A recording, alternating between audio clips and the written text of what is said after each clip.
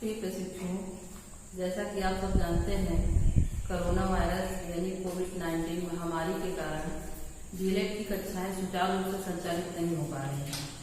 अतः विद्यालय द्वारा यह प्रबंध किया गया है कि डीएलएड की कक्षाएं सुचारू रूप से चल पाए, जिसके लिए ऑनलाइन क्लासेस का प्रबंध किया गया है, जिसके अंतर्गत आज हम आपको हिंदी विषय पढ़ाएंगे, जिसमें टॉपिक होगा शब्द।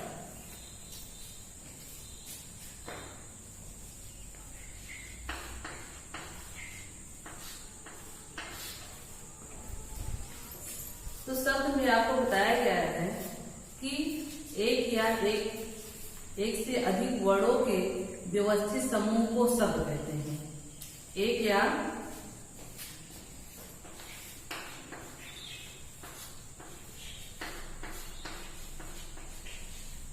एक से अधिक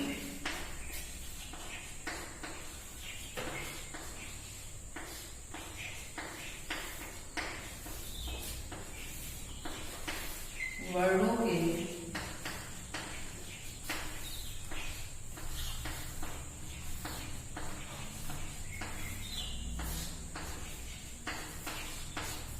व्यवस्थित समूह को शब्द कहते हैं।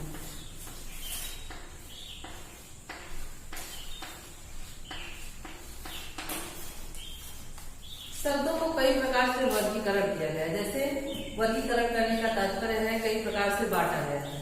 जैसे व्युत्पत्ति के आधार पर, इतिहास के आधार पर, स्रोत के आधार पर शब्दों को अलग बांटा गया है, तथा प्रयोग के आधार पर शब्दों को अलग रूप से बांटा गया है, अर्थ के आधार पर शब्दों को अलग रूप से बांटा गया है और रचना के आधार पर अलग से। इस प्रकार से हम कह सकते हैं कि शब्दों का वर्गीकरण निम्नलिखित चार आधार पर किया गया है। पहला है इतिहास के आधार पर,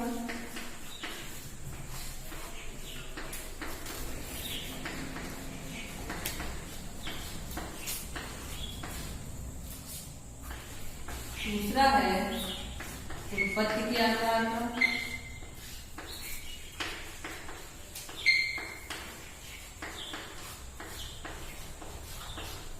तीसरा है प्रयोग के आधार पर,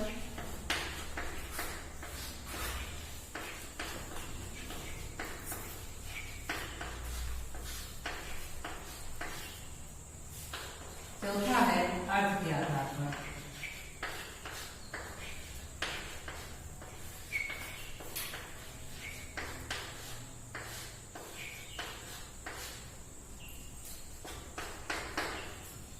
सबसे पहले हम देखेंगे इतिहास के आधार पर। इतिहास के आधार पर या कहेंगे व्युत्पत्ति के आधार पर या स्रोत के आधार पर। तो इतिहास के आधार पर शब्दों को तीन भागों में बांटा गया है। पहला है रूढ़ शब्द, दूसरा है यौगिक शब्द,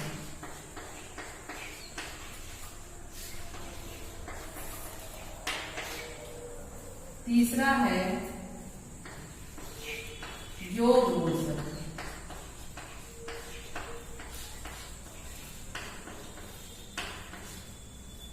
तो इसके अंतर्गत सबसे पहले हम देखेंगे रूढ़ शब्द। तो रूढ़ शब्द वे होते हैं, रूढ़ का मतलब होता है बांधना, अर्थात जिसमें एक या एक से अधिक शब्दों को जबरदस्ती बांध दिया जाता हो। अर्थात वे शब्द जिसको तोड़ने पर इसका कोई सार्थक अर्थ नहीं निकलता है, उसे रूढ़ शब्द कहते हैं। रूढ़ शब्द वे होते हैं जैसे दाल, चावल, घर, मकान, दुकान। तो ऐसे शब्दों को यदि हम खंड खंड कर देते हैं, खंड खंड करने का मतलब होता है कि तोड़ना। यदि हम दाल में दा और ला को अलग कर देते हैं तो उसका कोई सार्थक अर्थ नहीं निकलता है। चावल में चा, वा और ला को यदि हम अलग कर देते हैं तो उसका कोई सार्थक अर्थ नहीं निकलता है।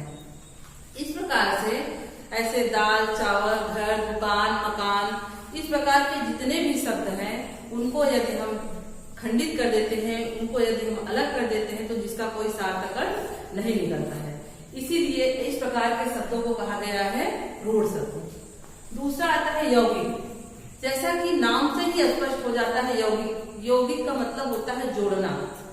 ऐसा शब्द जिसमें दो शब्दों का जोड़ हो, जिसको तोड़ने के बाद या अलग करने के बाद, जिसका खंड करने के बाद दोनों का समान अर्थ निकलता है, जिसका सार्थक अर्थ निकलता है, ऐसे शब्दों को कहते हैं यौगिक शब्द। यौगिक में जैसे हमने कहा पाठशाला, पाठशाला देखेंगे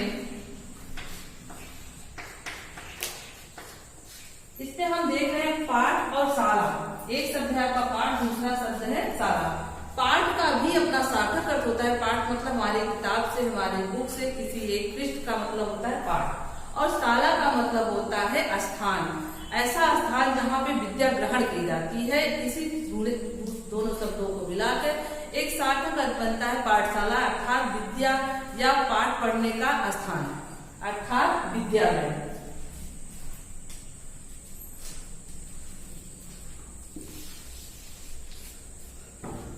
ऐसे ही देवालय, देवालय, देवालय में भी हम देख रहे हैं देव और आलय, दो शब्दों का जोड़ हुआ है। देव मतलब देवता से है, ईश्वर से है, भगवान से है, और आलय का मतलब होता है सदन, स्थान, घर, अर्थात ऐसा स्थान जहाँ पर देवताओं का निवास होता है, अर्थात देवता निवास करते हैं, ऐसे स्थान को देवालय कहा जाता है। तो स्पष्ट रूप से आपको ये जानना है कि यौगिक शब्द वे शब्द होते हैं जिनमें दो समान शब्दों का योग होता है, दो सार्थक शब्दों का योग होता है, जिसका खंड करने पर दोनों अलग शब्दों का अलग अलग अर्थ निकलता है। इस प्रकार के शब्दों को हम यौगिक शब्द कहते हैं। तीसरा हमारा आता है योग रूढ़ शब्द।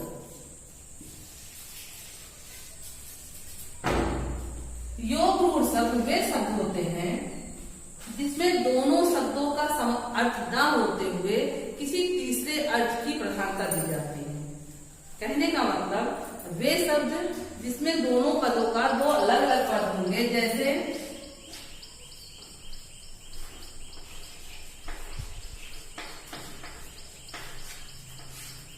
लंबोदर। लंबोदर का यदि हम संधि विच्छेद करते हैं या लंबोदर को अलग अलग बांटते हैं तो इसमें आपका आता है लंबा, उदर, लंबा और उदर। लंबा मतलब लंबाई से होता है, उदर का मतलब पेट से होता है। तो लंबा उदर दोनों का अर्थ स्पष्ट है, सार्थक अर्थ होते हुए भी किसी तीसरे को प्रधानता दी जाती है। प्रधानता मतलब किसी तीसरे को विशेषता प्रदान की जाए, अर्थात वे शब्द जिसमें दोनों शब्दों का समान अर्थ होते हुए भी किसी तीसरे अर्थ को विशेषता दी जाए, उसे हम योग रूढ़ शब्द कहते हैं। स्पष्ट रूप से आप सब जान लीजिए कि बहुव्रीहि समास के जितने भी उदाहरण होते हैं वो योग रूढ़ शब्द ही कहलाते हैं। जैसे नीलकंठ, नीलकंठ, नीलकंठ में आप देखते होंगे नील मतलब नीला, कंठ मतलब गला। तो नील का भी और कंठ का भी समान अर्थ है, अस्पष्ट अर्थ होते हुए भी नीलकंठ का तात्पर्य यहाँ पे भगवान शंकर को दिया गया है। नीलकंठ की विशेषता जो है वो किसको दी गई है? भगवान शंकर को। अर्थात नीलकंठ शब्द लंबोदर, दशानन, दशानन मतलब 10 है आनंद जिसके, अर्थात रावण। तो ऐसे शब्द जिसमें दोनों पदों का समान अर्थ होते हुए भी किसी तीसरे अर्थ को प्रधानता दी जाती है, उसे योग रूढ़ शब्द कहते हैं।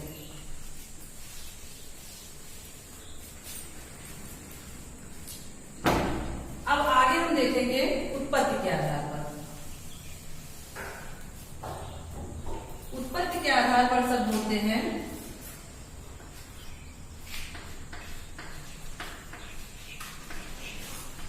तद्भव, तत्सम, देशज, विदेशज, संकर। देख लेंगे उत्पत्ति के आधार पर शब्द के 5 भेद होते हैं, तद्भव, तत्सम, देशज, विदेशज और संकर। सर्वप्रथम हम तद्भव शब्द को जानेंगे। सॉरी, थोड़ा सा मिस्टेक है, ध्यान देंगे। पहले तत्सम होता है,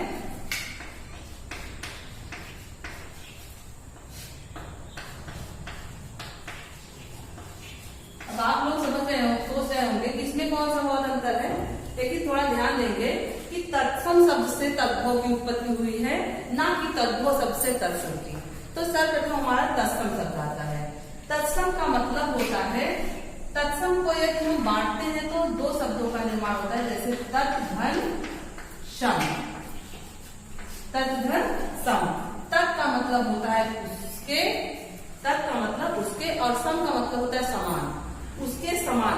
उसके समान का तात्पर्य है संस्कृत के समान, क्योंकि हमारी हिंदी भाषा जो है, देवनागरी भाषा, ये संस्कृत का ही परिवर्तित रूप है। सर्वप्रथम संस्कृत भाषा का विकास हुआ था, उसके बाद संस्कृत भाषा से ही हिंदी का विकास हुआ है। इसलिए आप ध्यान देंगे कि तत्सम का मतलब होता है तत् धन सम। तत् मतलब उसके, सम का मतलब होता है समान, उसके समान मतलब संस्कृत के समान। अर्थात वे शब्द जो संस्कृत के समान होते हैं, जो दिखने में या बोलने में संस्कृत के समान होते हैं, या ये कह सकते हैं जो संस्कृत के शब्द हैं वो तत्सम शब्द कहलाते हैं। दूसरा है तद्भव। तद्भव का शब्द विच्छेद करेंगे तो तद धन भाव। तद का मतलब होता है उससे, भाव का मतलब होता है उत्पन्न, उससे उत्पन्न। उससे उत्पन्न का तात्पर्य है संस्कृत से उत्पन्न, क्योंकि तत्सम से ही तद्भव की उत्पत्ति हुई है। जो शब्द संस्कृत के थे उन्हीं को उन्हीं के रूप में थोड़ा सा परिवर्तन करके, थोड़ा सा उनके रूप में परिवर्तन करके नया शब्द का निर्माण किया गया है, जिसे हम कहते हैं तद्भव। अर्थात वे शब्द जो संस्कृत के होते हुए जिनके रूप में थोड़ा परिवर्तन करके हिंदी भाषा में प्रयोग किया जाता है, उसे तद्भव शब्द कहते हैं। तीसरा आपका आता है देशज। देशज, देशज का हम विच्छेद करेंगे देश प्लस जा। देश का मतलब देश, अपने देश से है। जा का मतलब जन्म लेने वाला। अर्थात देशज शब्द वे कहलाते हैं जो अपने देश में जन्म लेते हैं, जिसका जन्म अपने देश में हुआ हो और हिंदी भाषा में प्रयोग किए जाते हों, ऐसे शब्दों को देशज शब्द कहा जाता है।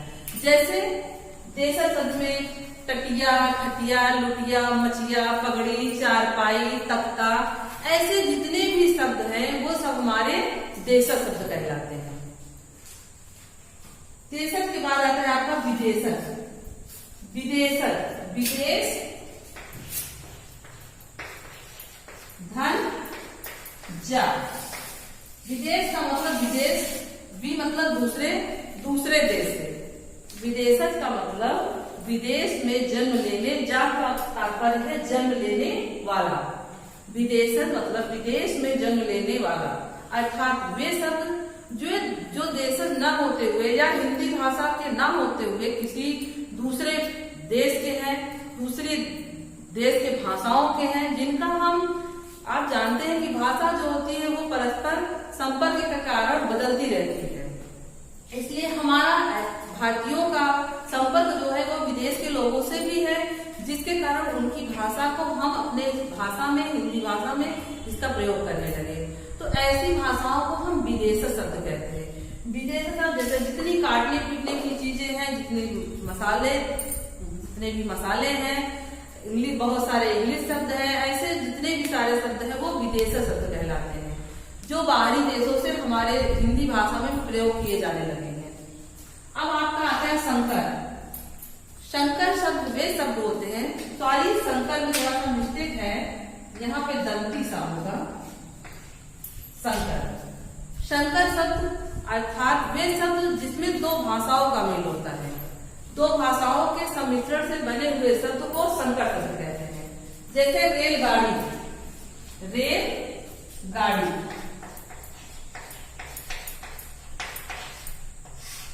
अब आप देख रहे होंगे कि रेल शब्द जो है वो इंग्लिश का शब्द है और गाड़ी शब्द हिंदी का है, अर्थात इंग्लिश और हिंदी का सम्मिश्रण हुआ है। वे शब्द जिसमें दो भाषाओं का मिश्रण हुआ हो, वे शब्द आपके संकर शब्द कहलाते हैं। जैसे पोस्टमैन। तो इस प्रकार से आप लोगों ने देखा कि इतिहास के आधार पर, या कहेंगे व्युत्पत्ति के आधार पर, या स्रोत के आधार पर आपने शब्द के भेद देख लिए हैं, जिनमें 3 आपको बताए गए हैं। फिर उत्पत्ति के आधार पर भी शब्द के भेद आपको बताए गए हैं। अब नेक्स्ट वीडियो में आपको प्रयोग के आधार पर शब्द के भेद तथा अर्थ के आधार पर बिहेवियर हम आपको अगले वीडियो में बताएंगे। धन्यवाद।